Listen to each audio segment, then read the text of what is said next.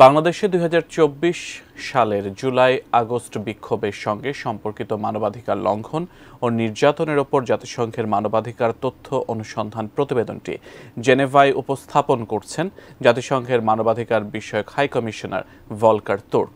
আমরা সরাসরি চলে যাচ্ছি সেখানে।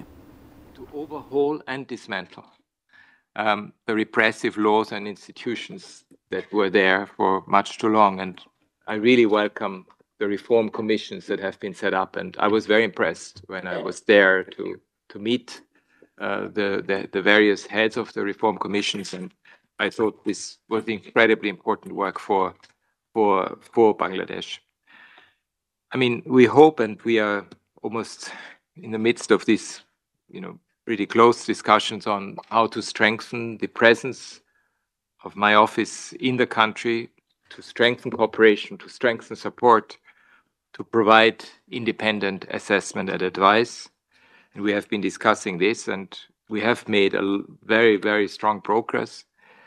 We also need member states to support us in this effort. I just want to flag this as well. And of course, human rights mechanisms can play a very important role.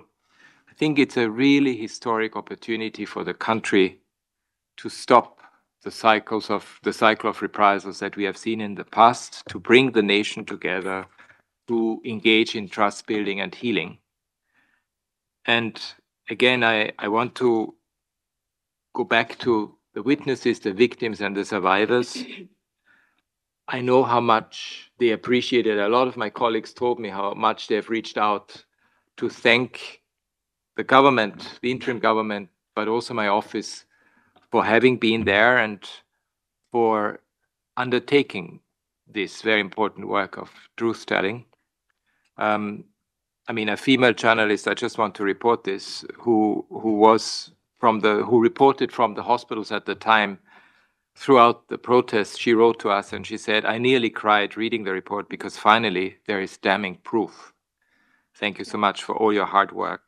And from a witness we spoke to, and again I quote, "The recommendations in particular are crucial for ensuring the country's future stability, protecting human rights, and strengthening democracy." And I just want to say that because I think it is a testament also to how much, especially at a time when we have so many geopolitical tensions, how much the language of human rights, the daily work of human rights can play an important role in shaping and influencing and transforming societies for the better. So thank you very much. Thank you, High Commissioner. Just to let you know, the images that you're seeing behind you, behind us, are it's a small sampling of the images that were examined by the fact-finding team in carrying out their investigation using the methodology that the High Commissioner has described. I'll now pass the floor to Dr. Nazrul, please, for his intervention.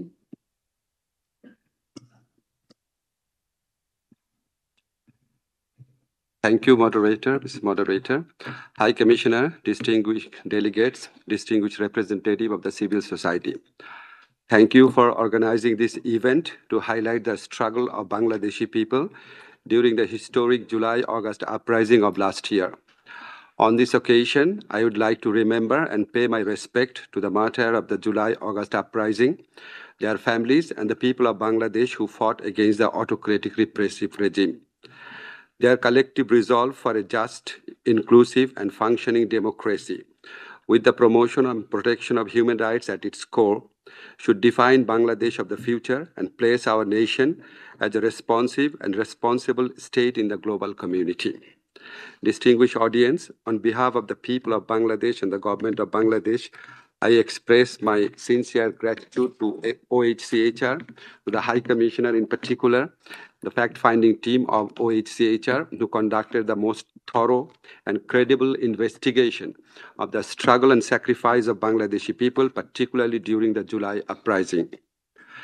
The team's report rightly identifies extensive, horrendous, and grave human rights violations, including extrajudicial killing, arbitrary arrest, torture, and disproportionate use of force by the ousted ruling party during July-August massacre. Although this report was a result of human rights investigation, its finding and the evidences it collected would be pivotal for the accountability process for the atrocities and crimes committed. Ladies and gentlemen, I wish to reaffirm the commitment of interim government for an impartial and credible investigation into the July-August massacre in Bangladesh and due judicial process for redress.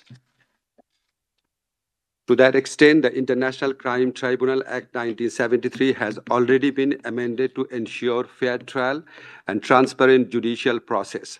Among other things, the amendments include redefining the offense in line with international standard, widening the defense rights in judicial process, allowing appointment of foreign lawyers and attendance of representatives from the United Nations and other human rights organizations in public hearing and trial. Distinguished audience, High Commissioner Turk has rightly underscored the importance of a comprehensive process of truth-telling, reparation, and reform as the path to national healing. In this regard, apart from facilitating the work of the OHCHR fact-finding team, an independent commission of inquiry was constituted in Bangladesh to look into all allegations of enforced and involuntary disappearance. The commission has already submitted an interim report titled Unfolding the Truth and is expected to come up with their final report shortly.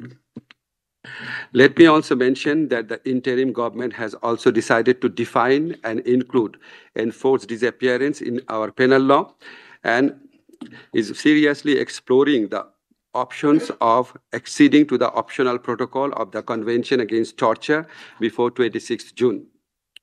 As for reparation and memorialization, our government has established the July Shaheed Memorial Foundation, undertaken extensive financial reparation program for the families of martyrs as well as for the wounded heroes of July.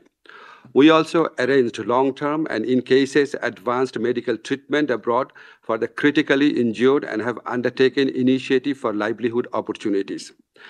Distinguished audience, in order to restore people's trust and confidence and to ensure that the tragic past never recur in future Bangladesh, our government initiated reform in certain important sectors and formed 15 different reform commissions. Already 6 reform commissions have submitted their final report. Many of the recommendations made in the OHCHR report are similar to the recommendation made by our reform commission, such as ensuring independent judiciary, professional police force, clear definition of roles of intelligence agencies. Our government aimed to establish effective safeguard mechanism to ensure the sustainability of these reforms. To that end, a National Consensus Commission, led by the Honorable Chief Justice, Dr. Muhammad Yunus himself, was formed, which has started consultation with the political parties and other stakeholders to implement the reform initiatives. Ladies and gentlemen, we'd like to reiterate that we would utilize the finding of the report as applicable in our ongoing national accountability process to ensure justice. We would also embed, to the extent possible, the findings and the recommendations in our relevant reform processes. Finally, I wish to assure you that our constructive engagement with the OHCHR will not end with the report only. Rather, our government is chalking out how we could better utilize the broader mandate of the High Commissioner's Office in our effort for the promotion and protection of human rights of all of our citizens. We also appreciate the readiness of High Commissioner's Office to provide technical assistance and support to our ongoing reform initiative and national accountability process. I thank you.